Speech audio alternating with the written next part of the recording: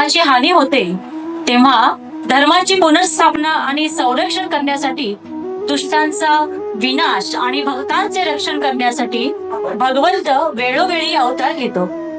भगवद्गीतेत श्रीकृष्णाने म्हटले आहे की यदा यदा हि धर्मस्य ग्लानिर्भवति भारत अभ्युत्थानम् अधर्मस्य तदात्मानं सृजाम्यहम् पवित्राणाय साधूनां विनाशाय च दुष्कृतां धर्म संस्थापनार्थाय संभवामि युगे युगे. भगवंताचे दशावतार सर्वश्रुत आहेत. मत्स्य, कूर्म, वराह, नरसिंह, वामन, परशुराम, राम, कृष्ण, बुद्ध आणि आता येणारा कल्की अवतार. सप्तचिरंजीवांपैकी एक असलेला असुर राजा बळी हा भक्त प्रल्हादाचा नातू होता. तो अत्यंत हुशार, दानशूर, नीतिवान, धार्मिक आणि भगवान विष्णूंचा भक्त होता. त्याने स्वर्गावर आक्रमण करून तिथे तो राज्यकारभार करू लागला.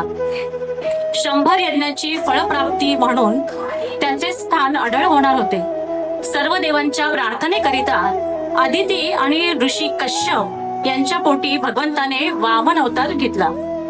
बटू ब्राह्मण म्हणजे वामन अवतार. बळीराजाचा 100वा यज्ञ चालू होता.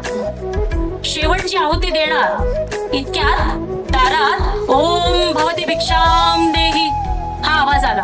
वामन रूपातील भगवान विष्णू याचक म्हणून बळीराजाकडे आले आणि 3 पावले भूमींची अपेक्षा केली. बळीराजाने दानाचा संकल्प सोडला आणि वामन रूपी बटूने आपले विराट रूप धारण करत पहिल्या पावलात पृथ्वी व्यापली, दुसऱ्या पदात स्वर्ग आणि ब्रह्मलोक सर्व व्यापले आणि तिसरे पाऊल आता कुठे ठेवू असे राजाला विचारतात त्याने आपल्या मस्तकावर पाऊल धारण केले. भगवंताने त्याला पाताळ लोकात पाठवून मोक्ष दिला.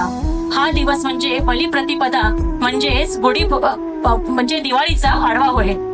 वामन अवतारातून हे शिकायला मिळते की गर्व किंवा अहंकार कितीही मोठा असला तरी तो नष्ट होतो आणि दानशूरता व भक्तीचा नेहमीच विजय होतो. तर आता आपण आपल्या बटू रूपातील वामनाचे अर्थात आपल्या सर्वज्ञाचे स्वागत करूया.